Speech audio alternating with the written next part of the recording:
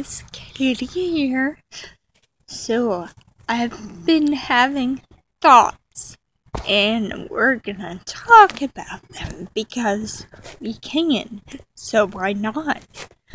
So, I'm learning, and it was irritating at first, but now that I understand, it makes sense, it's not so irritating.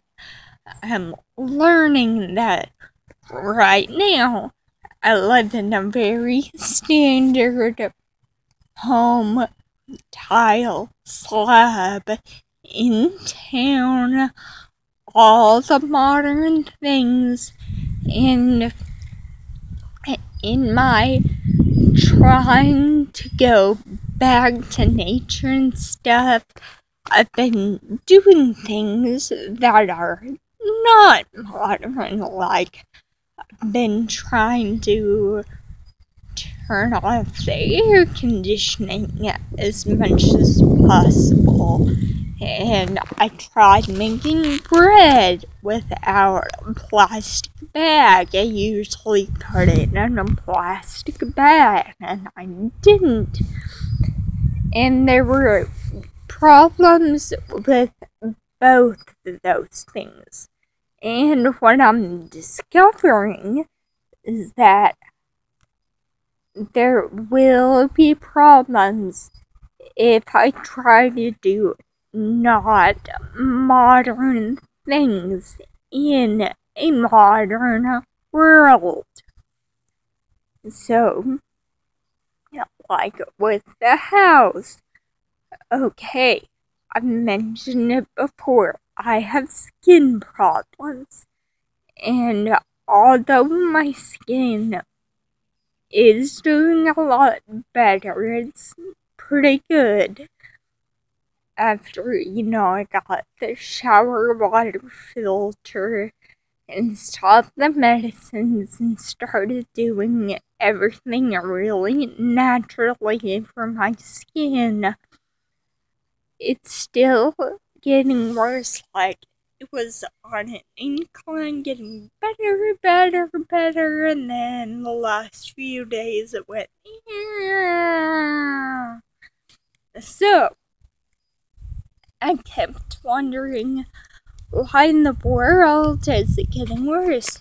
Well, then I realized I've been not using the air conditioner, and right now it's not a problem because it's not super cold or hot, but the air inside the house hasn't been going through the filter, and the house, it's not as well insulated as it could be, I'm sure, but it's still fairly well insulated, and all those things, the modern things, the insulation and the drywall, and just everything in the house is letting off gases and chemicals into the air, and nothing's taking that out right now.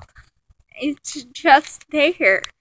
Of course my skin is getting worse because it has this dead air just coming and sitting on it all the time. So that was one thing. And then I discovered, like, making bread. I usually make 3 loaves of bread and freeze 2 and put them in plastic bags. And that worked for a while. Actually, that method works really great. I kept 1 loaf in the fridge. It didn't go stale. It didn't mold or anything because it's cool in the fridge and in a plastic bag, so it didn't have air getting to it. It was great. And then this time, in my trying to get back to nature and stuff, I thought, oh, I'll just make one loaf of bread, and I'll still put it in the fridge since I have the fridge. But I'll just wrap it in a towel instead of getting a plastic bag out. Well, the very next day, Wednesday, I'd heard of this happening, but I hadn't experienced, it was really stale. Could hardly cut it with a bread knife. Stale. It was bad. And I was thinking about it, and I tried to do a very natural process, and I did not take into account that I was taking this natural process I did, and I was doing it in a not natural environment. Also, bread in general, I haven't figured out how I would ever be able to get my own yeast. I'm sure at some point someone had to make yeast, but I know a long time ago, flatbreads were more of a thing because people didn't make yeast. And I have a recipe for tortillas. And the tortillas I have made and can make easily don't require yeast because it's a flat bread. They stay flat, they don't rise. I'm thinking that that's a better option for the future when I run out of this yeast, because I just prefer not to buy yeast. I mean, I could. It's there. The store's there. There's absolutely no problem with me buying yeast, but I'd just rather not have to. And if I do tortillas, I don't have to.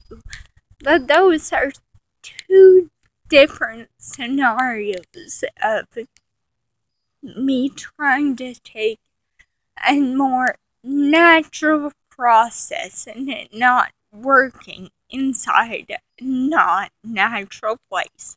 Oh, and let me just mention the refrigerator. That's another thing. I'm still using the refrigerator because someday soon, when I move into a more upgrade style place, I want to have, technically it's gonna be a root cellar, but small.